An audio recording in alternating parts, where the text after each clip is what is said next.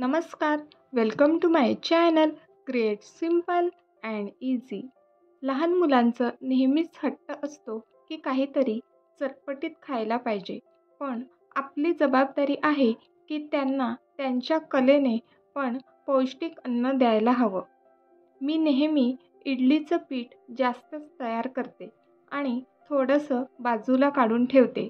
म्हणजे संध्याकाळच्या छोट्या भुकेसाठी किंवा टिफिनला पटकन काहीतरी करून देता यावं यासाठी बरं पडतं. मी इथे बनवत आहे पारंपरिक रेसिपी. आमच्याकडे ह्याला आंबोळी असं म्हणतात. पण मुलांना आपण म्हटलं की पॅनकेक आहेत तर ते आवडीने खातात. खूप सोपी रेसिपी आहे. यामध्ये मी गुळाची पावडर टाकून मिक्स करते. पावडर टाकली तर ते पटकन मिक्स होतं आणि घाईच्या वेळेला बरं पडतं. अदरवाईज गूळ बारीक चिरून घाला. आता यामध्ये घालत आहे ओल्या नारळाचं चव. हे अगदी ऑप्शनल आहे, पण नारळाचं चव घातल्याने त्याला छान टेस्ट येते. आणि चवीपुरती मीठ घालायचं आहे म्हणजे बॅटर रेडी झालं. आता मी पॅनकेक करण्यासाठी डोसा तवा यूज करत आहे. यामुळे कमी तेल लागतं आणि हे मिश्रण चिटकतसुद्धा नाही. जनरली पॅनकेक हे मैद्यापासून बनवतात. यामध्ये साखरसुद्धा घातली जाते. परंतु अशा वेगळ्या प्रकारे तुम्ही पॅनकेक बनवले आणि यामध्ये आपण गुळाचा उपयोग केलेला आहे, तर अशा प्रकारचे पॅनकेक मुलांना नक्की आवडतील. ते सुद्धा खुश आणि आपल्यालासुद्धा समाधान मिळेल की आपण त्यांना पौष्टिक आणि त्यांच्या आवडीचं खायला दिले.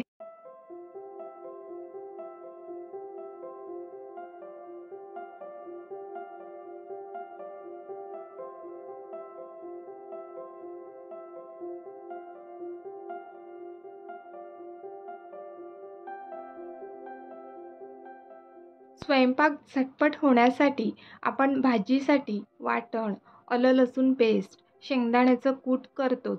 त्यासोबतच न्यू ॲडिशन म्हणजे कोथिंबीर पुदिना चटणीसुद्धा बनवून ठेवायला हवी. तुम्ही जर फूडी असाल म्हणजे चवीचं खायला आवडत असेल तर तुम्ही ही चटणी नक्कीच बनवा. कारण प्रत्येक चटपटीत प्रकार बनवण्यासाठी ही चटणी लागतेच. म्हणजे सँडविच, पाणीपुरी, शेवपुरी, दाबेली, फ्रँकी आणि बरंच काही. ही जर चटणी बनवलेली असेल तर असे प्रकार आपण घरीच झटकेपट बनवू शकतो. शिवाय पालक पुलाव बनवण्यासाठी सुद्धा मी ही चटणी यूज करते. आलं लसूण पेस्ट किंवा पुदिना चटणीचे असे समप्रमाणात क्यूब हवे असतील तर ही चटणी त्या मोल्डमध्ये भरून हा सिलिकॉन मोल्ड रात्रभर फ्रीजमध्ये ठेवायचा आहे. म्हणजे दुसऱ्या दिवशी त्याचे असे क्यूब मिळतात. क्यूब फॉर्ममध्ये असल्यामुळे आपण ते एका वेळी एक यूज करू शकतो आणि हा डबा पुन्हा फ्रीझरमध्येच ठेवायचा आहे. बाहेर ठेवला तर त्याचे क्यूब वितळतात. तसेच मी ही पुदिन्याची चटणी पराठ्याच्या फिलिंगमध्ये सुद्धा यूज करते. यामुळे पराठा अतिशय स्वादिष्ट होतो. आता पराठा करताना माझ्यासारखंच तुमचंसुद्धा असं फिलिंग बाहेर येत असेल तर एक मी ट्रिक तुमच्याशी शेअर करते. आपण चपाती लाटतो त्याप्रमाणे 2 पातळ चपात्या लाटून घ्यायच्या आहेत आणि एका चपातीवर हे बटाट्याचं फिलिंग आपल्याला चमच्याने स्प्रेड करून इव्हनली सगळीकडे लावायचं आहे. आता मिश्रण लावून झाल्यानंतर दुसरी चपाती आहे ती त्यावर ठेवायची आहे आणि हलक्या हाताने प्रेस करून पुन्हा थोडीशी लाटून घ्यायची आहे.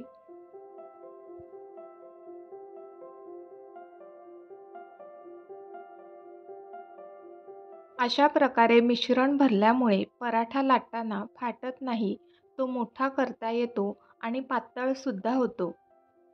पूर्वी मला पराठा बनवताना कंटाळा यायचा कारण त्याचं मिश्रण बाहेर यायचं आणि सर्व मते तव्याला चिटकायचं. परंतु ही ट्रिक यूज केल्यापासून मी अगदी उत्साहानं बनवते.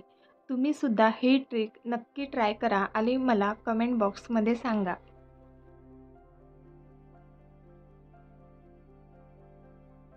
पुढची टीप आहे स्वयंपाक पटापट होण्यासाठी परफेक्ट टूल्स यूज करणे.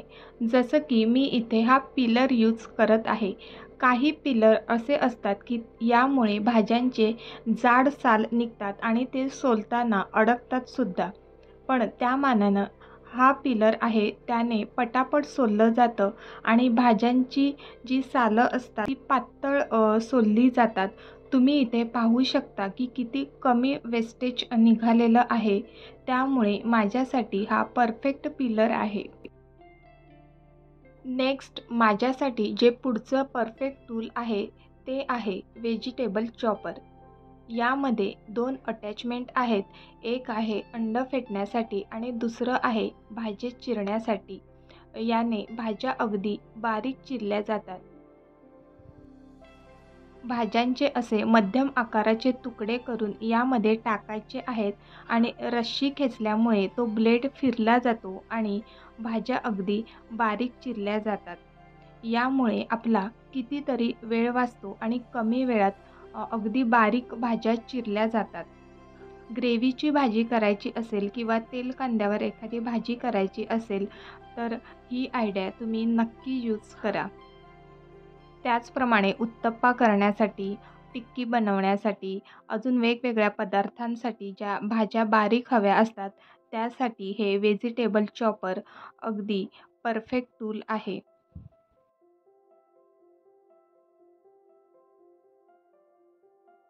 स्वीट डिश बनवण्यासाठी, केकमध्ये घालण्यासाठी किंवा लाडू बनवण्यासाठी पुढचं परफेक्ट टूल आहे ते म्हणजे हे ड्रायफ्रूट क्रशर.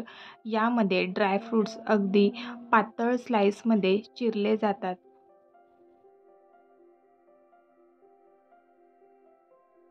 ड्रायफ्रूट खूप बारीक चिरून हवे असतील तर सुरीने खूपच वेळ लागतो. त्या मानाने ह्या टूल्समध्ये पटकन ते बारीक चिरले जातात. मी असे ड्रायफ्रूट बारीक क्रश करून एका बरणीमध्ये भरून ठेवते. यामुळे माझा कितीतरी वेळ वाचतो. हिवाळ्यामध्ये सर्वांनीच ड्रायफ्रूट्स खायला हवेत. यामुळे स्किन चांगली राहते आणि लहान मुलांनासुद्धा आपण ड्रायफ्रूट्स द्यायला हवेत. तर मी आता बनवत आहे ओट्सची खीर. ही रेसिपीसुद्धा अगदी सोपी आहे आणि पटकन होते.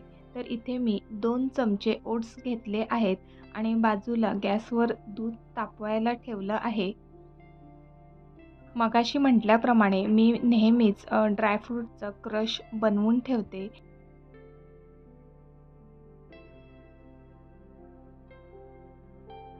दूध तापल्यानंतर यामध्ये 2 चमचे ओट्स, 1 चमचा ड्रायफ्रूटचा क्रश आणि आपल्या आवडीनुसार साखर टाकली आहे.